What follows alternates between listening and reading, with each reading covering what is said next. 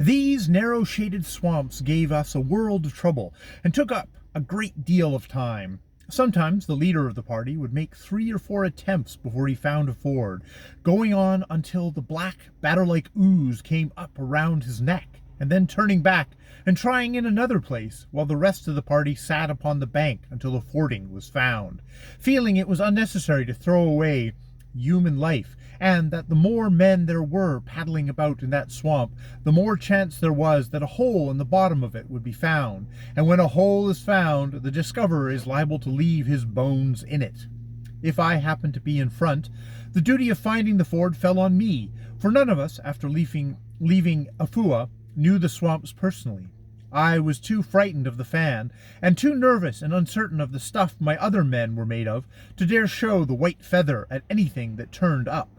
The fan took my conduct as a matter of course, never having travelled with white men before, or learnt the way some of them require carrying over swamps and rivers and so on. I dare say I might have taken things easier, but I was like the immortal Trvls during that omnibus journey he made on his way to Fjats in the thunderstorm, afraid to be afraid. I am very certain I should have fared very differently had I entered a region occupied by a powerful and ferocious tribe like the Fan, from some district on the west coast, where the inhabitants are used to find the white men incapable of personal exertion, requiring to be carried in a hammock or wheeled in a go-kart or a bath chair about the streets of their coast towns, depending for the defense of their settlement on a body of black soldiers. This is not so in Congo Francais, and I had behind me the prestige of a set of white men to whom, for natives to say, "You shall not do such and such a thing, you shall not go to such and such a place," would mean that those things would be done. I found the name of Hatton and Cookson's agent general for this district, Mr. Hudson, was one to conjure with among the trading tribes, and the Ajumba, moreover, although their knowledge of white men had been small, yet those they had been accustomed to see were fine specimens.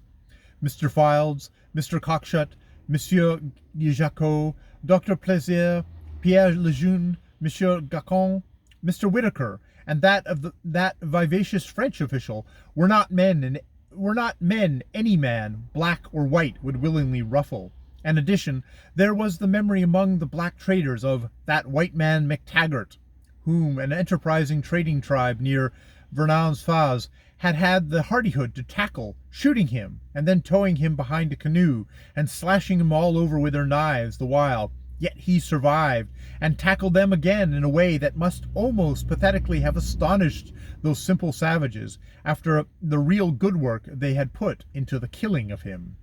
Of course, it was hard to live up to these ideals, and I do not pretend to have succeeded, or rather that I should have succeeded had the real strain been put upon me.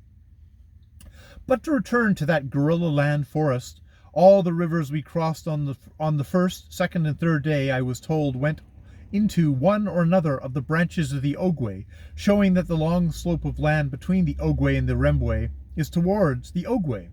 The stone of which the mountains were composed was that same hard black rock that I found on the Sierra de Crista by the Ogwe Rapids, only hereabouts there was not amongst it those great masses of white quartz which are so prominent a feature from Taluga upwards in the Ogwe Valley.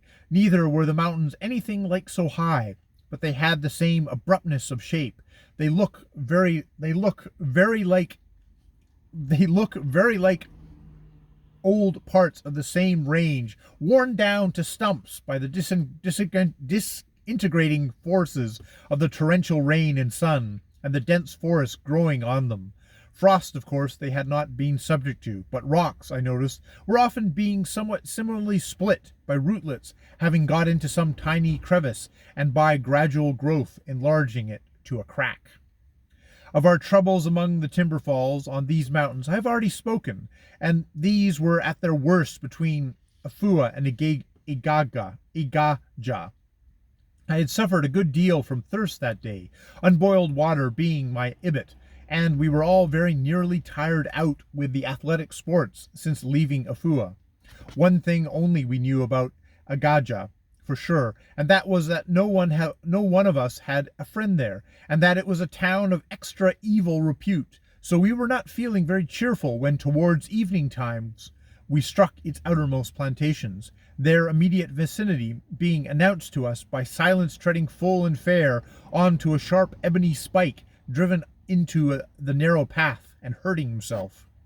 Fortunately, after we passed this first plantation, we came upon a camp of rubber collectors, 4 young men.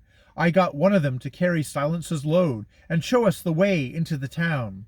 When we went into more plantations, there is nothing more tiresome than finding your path going into a plantation, because it fades out in the cleared ground or starts playing games with a lot of other little paths that are running about amongst the crops, and no West African path goes straight into a stream or a plantation and straight out the other side, so you have a nice time picking it up again.